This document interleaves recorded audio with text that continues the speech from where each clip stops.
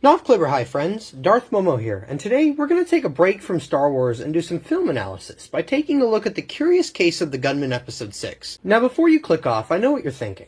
What is that? You've never heard of it. The Gunman Episode 6 was a short film produced by me alongside some of my associates over the years. The two chief creators each edited their own version, leading to two different copies of the short film, and while they essentially tell the same story, the way they communicate that story and execute it are so vastly different that it leads to different viewing experiences for the audience depending on what they watch. I thought we would look at some of the editing and post-production choices and use this as an example of how not to edit a film. Editing is so important. Bad productions can be saved in the edit, and good productions can fall because of editing choices. It's an important lesson, and one I think comparing these two versions displays beautifully. Full warning, complete spoilers for the Gunman Episode 6 ahead. Let's begin. The first thing I want to look at is the first thing you'll notice, the coloring. Here is the raw take. Here is the definitive version from Chief Creator 00 Studios, and the inferior version by Nuclear Films. The reason this is so important is because you need to have your product look realistic for the viewer to truly immerse themselves. And not only that, but the way it looks can affect the feel. Here is one that is light and vibrant and full of life and energy. The other is dull and grayed out, almost looking like it's living in the shadow of something greater. This right off the bat gives out a different feel for the audience. Another thing I want to look at is establishing shots. In the definitive version, you start out with people walking into frame. It eases you into the story gently, whereas in the inferior version, you start out with people in the frame already, almost like you're being dropped abruptly into the story and having too much thrown at you.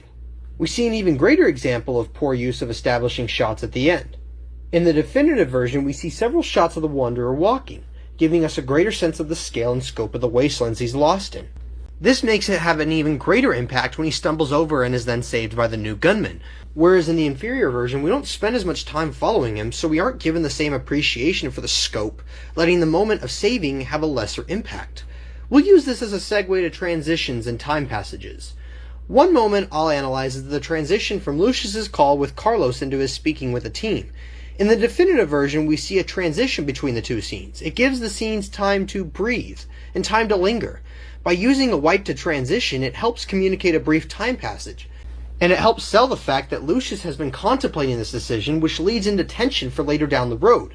By having no wipe in the inferior version, not only is it abrupt as we cut suddenly from Gunman and Preston having just been on the ground a distance from the tent, to suddenly being on top of the hill with Ganon in front of the tent. It also leaves less in-universe time for Lucius to contemplate his decision, and makes it harder to sell his struggle to the audience. The other example I want to look at is the ending scene.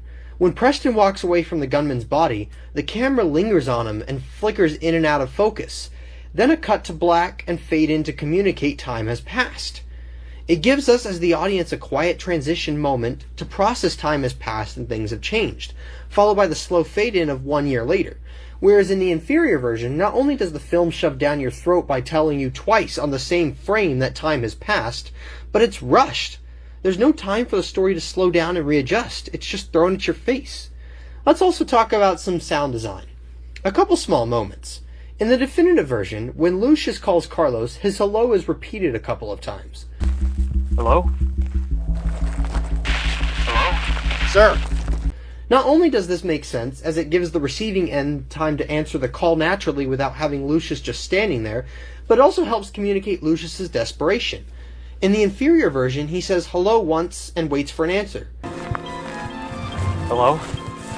Sir! This doesn't even make sense in universe. This is a gamble for Lucius and time is running out. Why wouldn't he say hello once and leave it? Another instance is later on during the Carlos and Preston confrontation. There are background gunfire noises in the definitive version, helping to show that a battle is still going on. And I'm a survivor. I can't say we met. It's a small thing, but the devil is in the details. The inferior version must have forgotten this.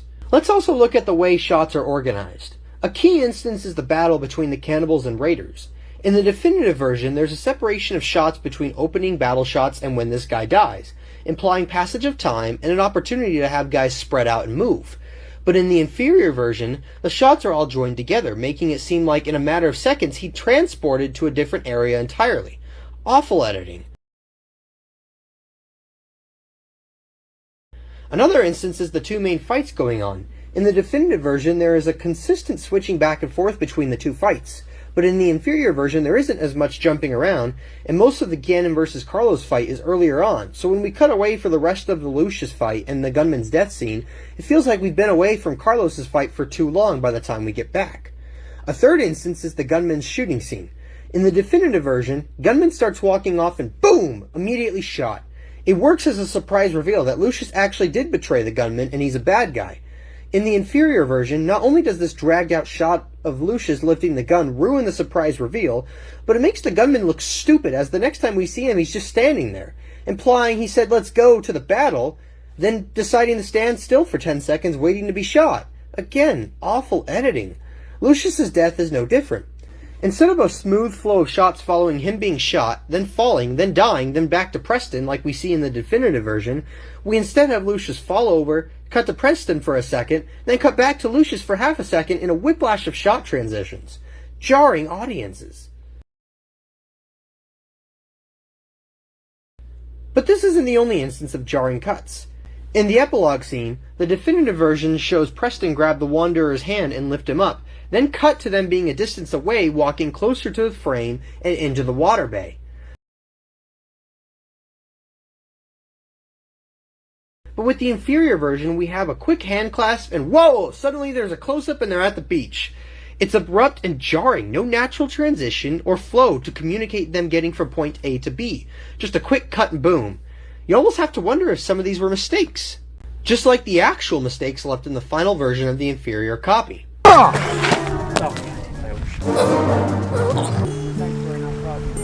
Sanctuary not far from here.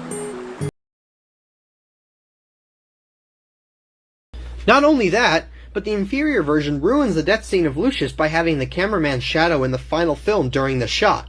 Thankfully, the definitive version's editor was smarter than that and fixed that. It almost feels like the inferior version's editor just doesn't care and rushed out a project just to have something to upload and cash in on views, whereas the definitive version feels like a work of time and passion. Nowhere is this more apparent than the end credits. Each of the extras receive character names. It's a small detail and probably missed by some, but it expands on the world, gives depth and meaning, and adds layers to these random background characters, indicating that yes, even these guys matter, because it's a real world, whereas in the inferior version, they're just thrown away and credited as cannibals and raiders, depriving of an opportunity to fill this world with life. But despite all these flaws, nowhere is the communication of the story changed more drastically than in the music. Not a single track between these two short films is the same. The music is vastly different and borderline lifeless and dull in the inferior version. To keep it brief, we'll analyze 5 specific but crucial tracks. Looking at the moment where Lucius betrays Gunman and Preston, the music in the definitive version is fast and menacing, giving off a feel that things are falling apart and giving momentum to the story and every character's next move. Come on, let's go!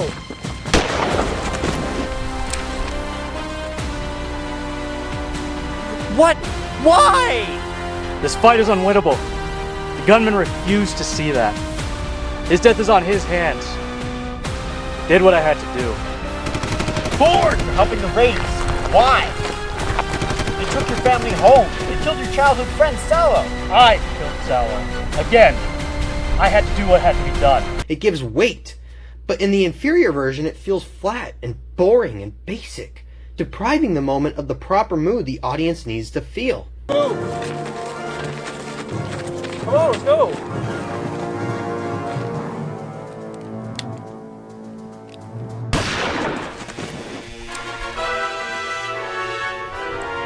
What? Why? This fight is unwinnable. The gunman refused to see that. His death is on his hands. I did what I had to do. You're helping the Raiders. Why? They took your family home. They killed your childhood friend, Sallow. Second instance is Gunman's death. It's a pivotal moment. Our titular character is dying. In the definitive version, the music is emotional and tragic, driving home the severity of this loss. But you also saved me. You've got heart. You've got skill. But you've also got courage. You've got what it takes to survive. You've come a long way, and you've got everything you need. Now go finish this journey. They need you. just like I did. But in the inferior version, it's somber and quiet and almost non-existent. Now, I may have saved you that day, but you also saved me. You've got heart, you've got skill, but you've also got courage. You've got what it takes to survive. You've come a long way, and you've got everything you need. Now go finish this journey. They need you, just like I did. Nothing's felt. Same for when Preston takes on the mantle of the gunman. In the definitive version, it's uplifting, heroic, and hopeful. You feel like you're watching a hero's journey come to fruition.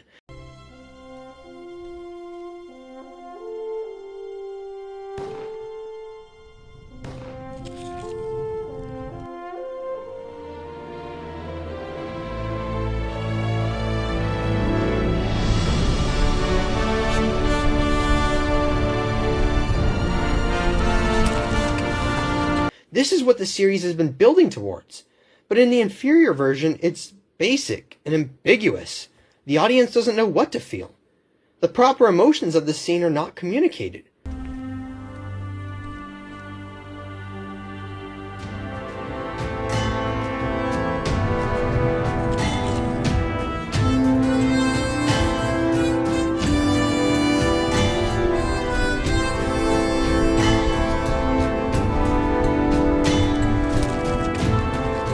Moving on to the epilogue scene, in the definitive version, our fourth instance is the wanderer moving around. It's calming and reflective. It indicates time passage. It indicates change. It's the beginning of a new era.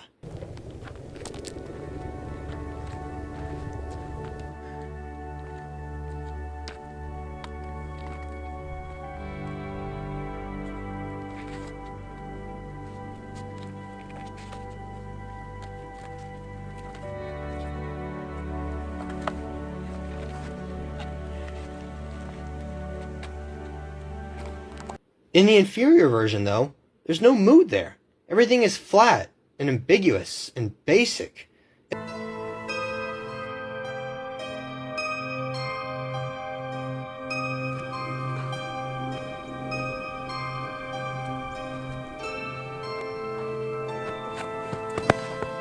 And then it suddenly cuts to music that sounds like it's from Animal Crossing.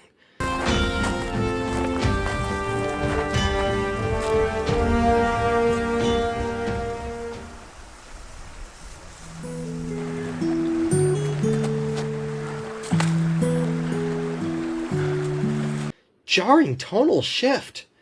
But the final shot of the film is where the damage is done. Preston takes on the mantle of the gunman. This is huge and an important moment. In the definitive version, it's accompanied by the song Big Iron, and it drives home who the gunman is, and also leaves the viewer on an uplifting note as we play through an end credit montage that pays homage to the entire series that took 7 years to make. Thank you. Why are you helping me? Who are you?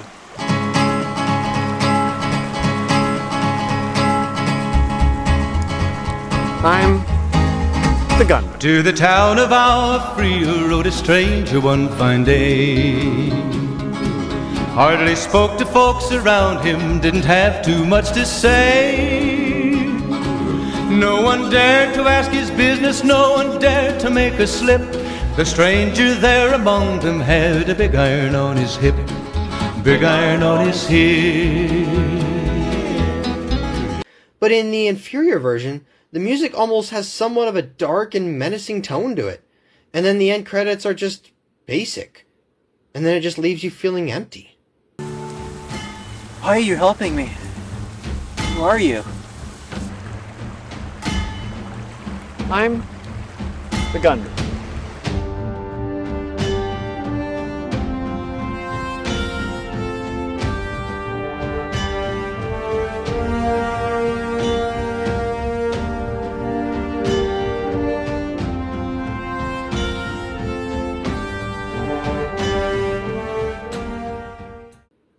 The biggest thing these two versions showcase differently is growth. This was a series started 7 years ago by high school kids and finished years later by adults who had gone through film school and begun careers. There should be a prominent display of change and evolution. When you compare the definitive version to the first episode, you see a change in filmmaking technique, the way things look, and even in the music. New tracks are used to communicate a story and a creator moving forward and growing. Just look at the presentation. It's in a 21:9 cinematic format. A small detail, but one that feels like a step towards professionalism. But in the inferior version, you just see a grayed out, hollow feeling shadow of a greater work. You hear the same music you've been hearing for 10 years. Nothing is different. It all looks the same. If anything, it might even look worse. There's no growth. There's no evolution. No moving forward. And if you're not moving forward, then it's almost like you're moving backwards. And it just leaves you wondering, what was the point of all this? Where's all this going? What kind of legacy is this?